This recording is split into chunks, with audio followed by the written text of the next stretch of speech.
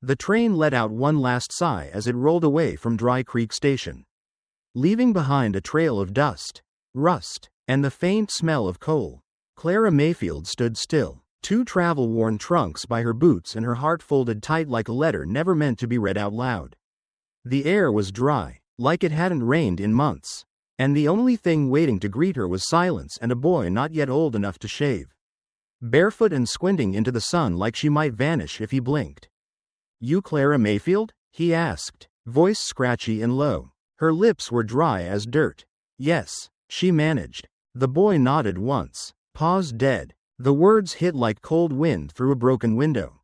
Clara blinked. "I'm sorry, what?" "Snake bite. 2 days ago," he said. "We buried him ourselves. I'm Sam." Clara gripped the worn handle of her bag tighter, her knuckles turning white. The letter had said he was waiting, that there'd be a house on a hill, chickens, a garden maybe, a man with calloused hands and a steady voice, warm food, a bed that didn't feel borrowed.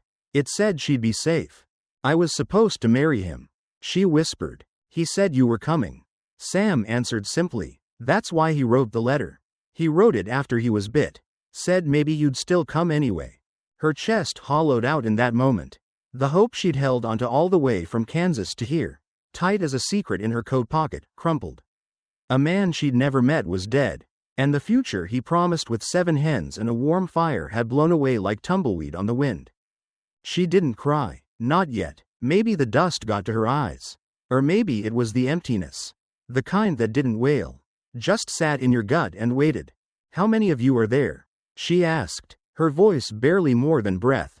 7, Sam said. "I'm the oldest." Her eyes met his. He didn't look like a boy who ought to be the oldest anything. "Well, 6 now," he added. "Jenny died last winter. Fever got her. But the rest of us, we're still here. Still here, like stubborn weeds in hard ground." Behind her, the train groaned and hissed, then pulled away like it already knew she wasn't getting back on.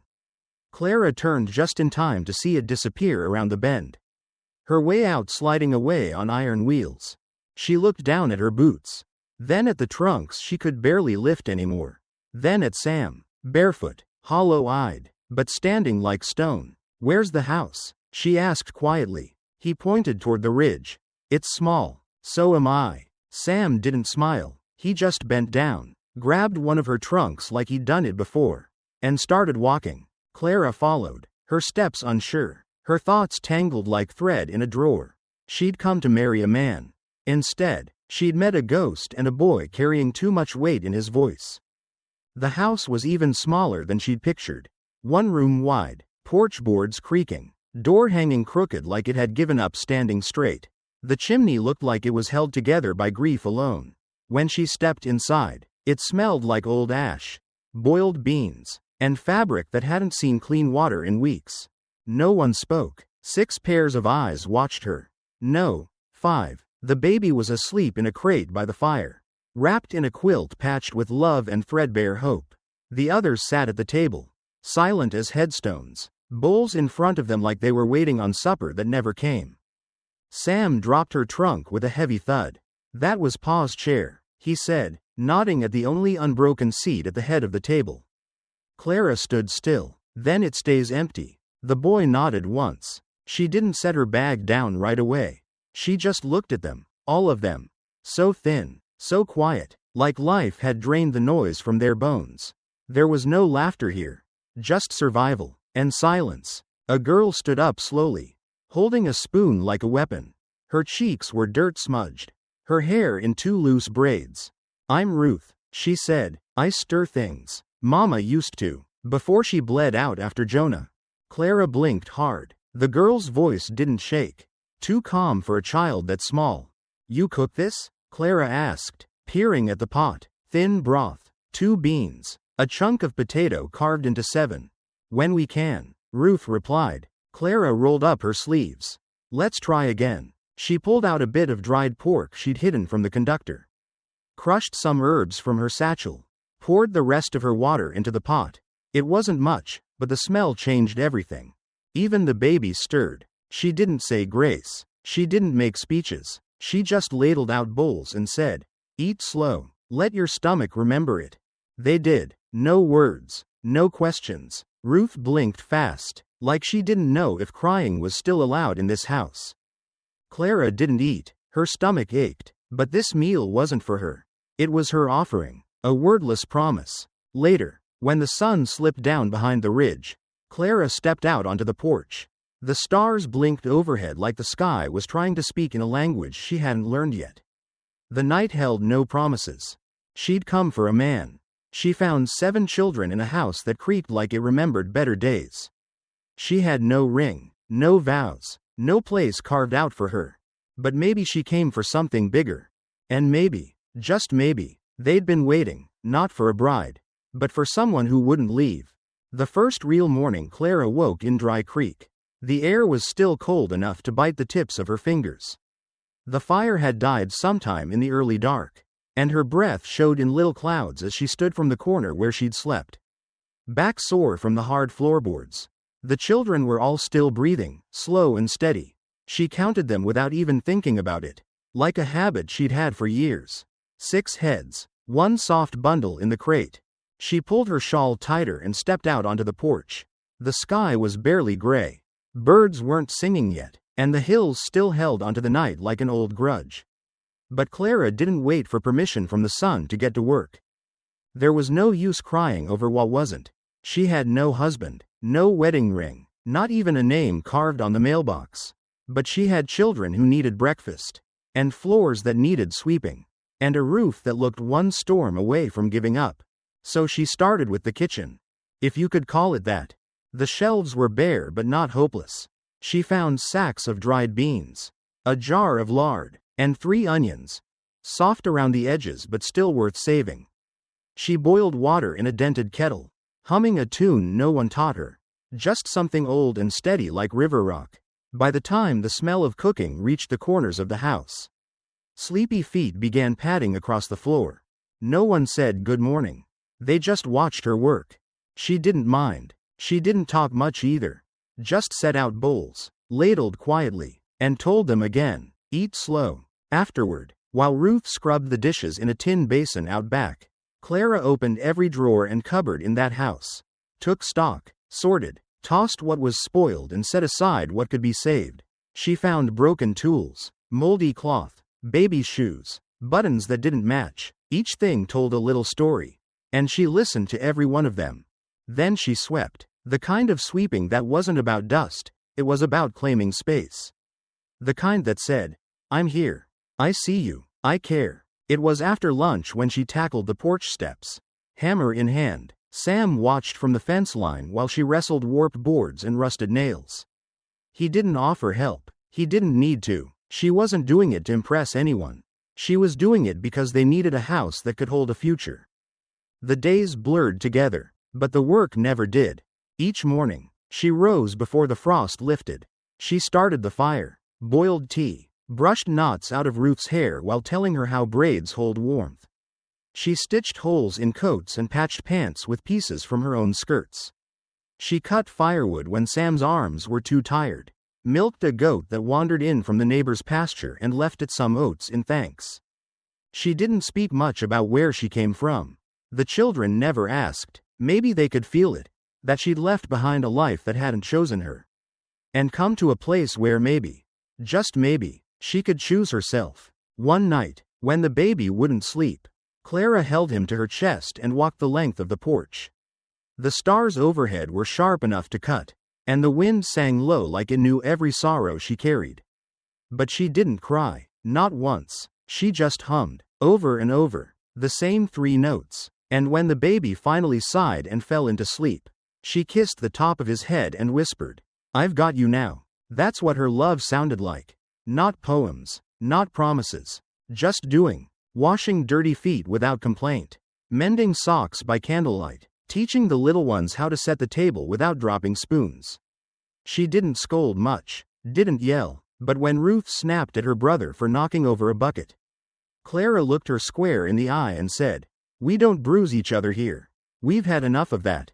And that was that. One afternoon, Clara found Sam sitting alone behind the barn, staring out past the ridge.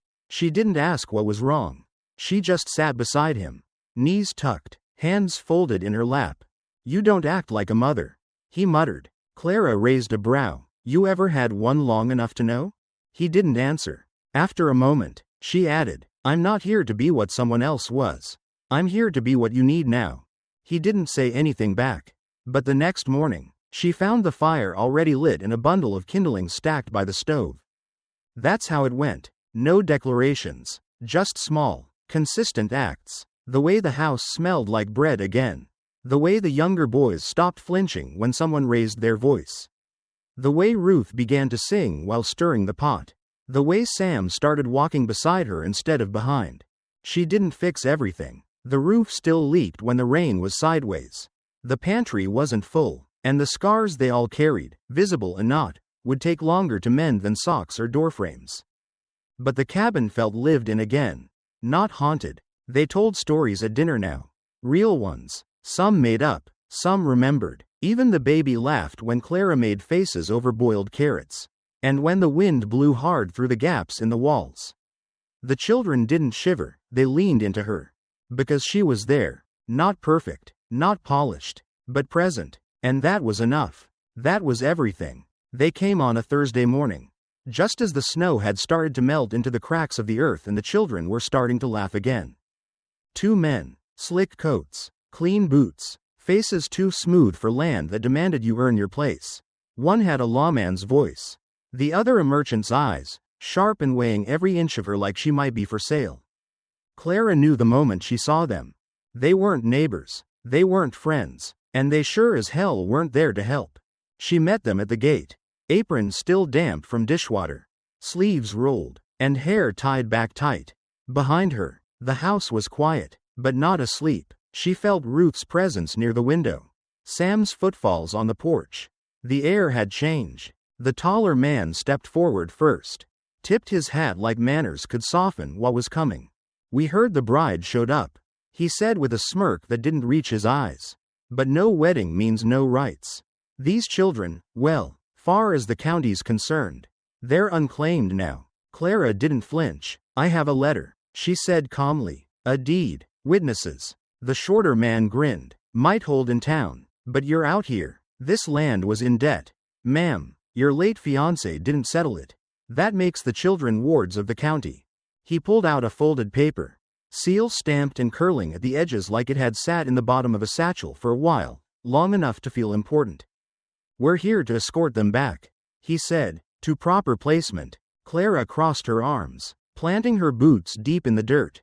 Proper placement? Better than a woman with no name and no standing squatting on dead-soaked land. The tall one said, voice harder now, you ain't got claim to them. She looked past them toward the horizon. The land beyond the ridge still slept under the last clutches of winter. But the wind was waking.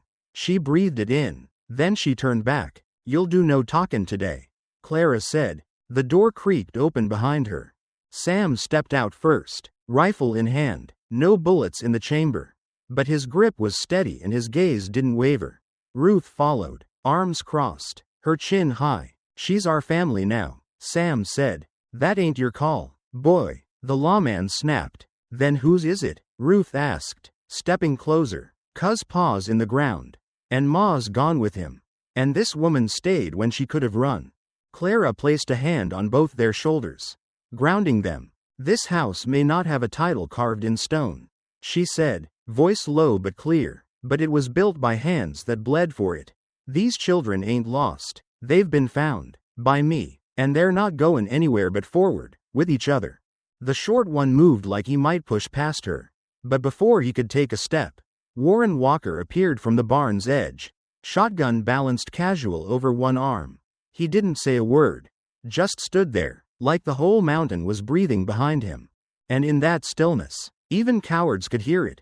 You don't push past a woman who stands on ground she's earned.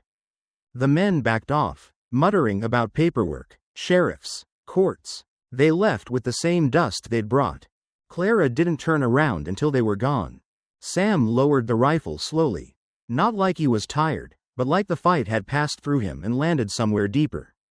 You stood for me, Clara said, her hand still on his shoulder. He nodded. You stood for us first. That night, she sat by the fire. Ledger open in her lap. The last page still blank. She dipped the pen in ink. Her fingers steady. Clara Mayfield Walker, head of household, by heart, if not by law. She wrote it slow, each letter a root, each word a nail in a house no man could tear down. Because what she'd built wasn't held together by deeds or rings. It was held together by choice. The choice to stay, to love, to fight. Neighbors started showing up after that.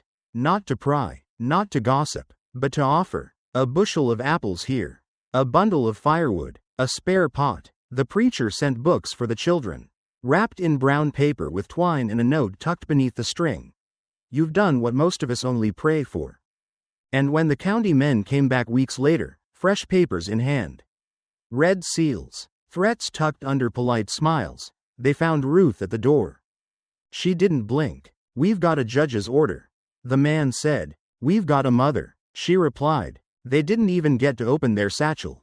Just turned and left. Bootsteps quieter than before. Clara didn't have to ask what was in that envelope. She knew. Some truths are heavier than paper.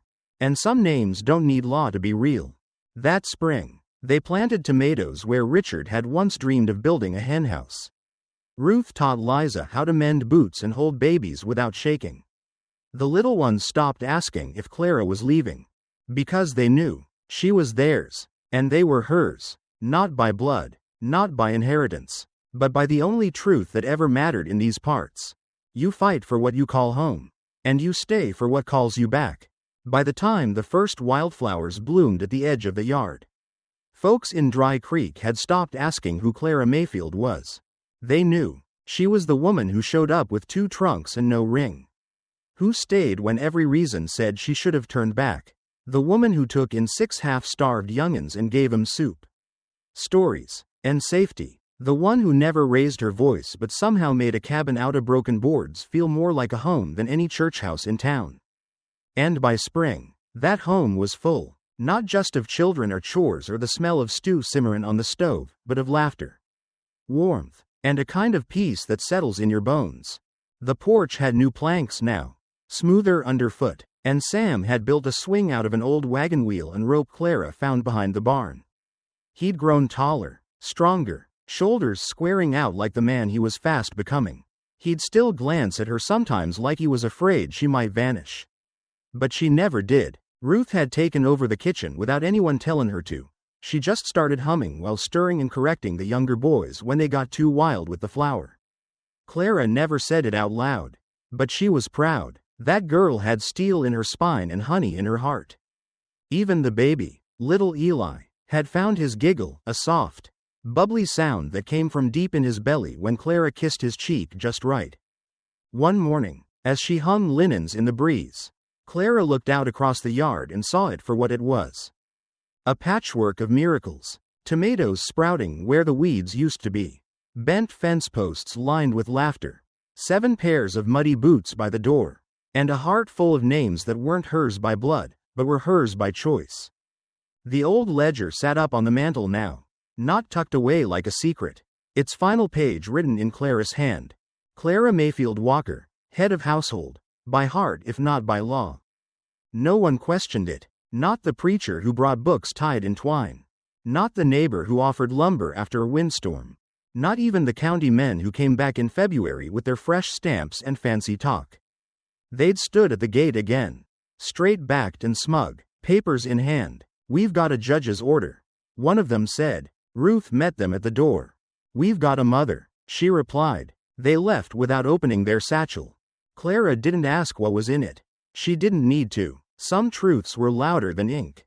And in this house, truth was worn on every face. The little ones had stopped flinching when the wind slammed the shutters. They ran barefoot through the grass without waiting for permission. They called her Mama now, not out of habit, but out of knowing. The kind of knowing that grows slowly. Like roots. She never corrected them. Not once. Why would she? That name fit better than any title a marriage license ever gave. Then one cold morning in December, a girl showed up at the gate. Couldn't have been more than 16. Barefoot, baby in arms, eyes hollow with the same look Clara remembered wearing the day she stepped off that train. She didn't speak, just stood there shivering while the wind pulled at her skirt. Sam spotted her first, called out for Clara. And without hesitation, Clara opened the door, wrapped the girl. Liza was her name, in a quilt patched with love and thread. Took the baby, feverish and fussin', and set to work like she'd done it all before. Ruth helped without question. Sam made tea. No one asked where she came from. They didn't need to, because when a soul is that lost, you don't ask for her story, you give her one. That night, as the baby slept and Liza sat at the fire with tea in hand, Clara knelt beside her. "You ain't here to be saved," she said, voice soft as a lullaby. "You're here to remember what it feels like to matter." Liza cried for a long time. Then she helped make breakfast. Then she stayed. That winter, the house didn't feel crowded. It felt alive. Folks started stopping by just to drop off things, extra flour, dried apples, hand-me-down boots, not out of pity, out of respect, out of love, because love, Clara had learned, wasn't something you gave once and expected to keep. You had to pour it out daily, like water on dry ground, and trust it'd take root somewhere. And it did, in the way Jonah clung to her apron while she stirred beans. In the way Ruth hummed the same tune Clara used to sing when she thought no one was listening. In the way Sam stood guard at the porch when he saw shadows in the hills. This home they built wasn't born from bricks. It was stitched from sacrifice, laughter, and the brave decision to stay, even when the world said leave. Clara never remarried, never left that ridge, never stopped keeping the buttons she'd found in that old box, one for each child. Carved from wood or bone or tin. A mother's keepsakes, tucked in a jar by the window. She did, however, write one final letter, not to a man, not to a judge, just folded it quiet and placed it in the back of the ledger. "If you find this house," it read, "know that no one here was born lucky, but each of us chose to stay, to love, to build, even with nothing. So if you're lost, hungry, or wondering if the world still holds folks who won't let go, come in. There's soup on the fire and a bed in the corner. We've been waiting for you." Years passed. The porch grew longer, the garden wider, the chickens real, but some things didn't change. The fire never went out, the door never locked, and the sound of children's feet on wood still echoed like music through the hills. Because Clara Mayfield, the woman who came with nothing, had built everything that mattered.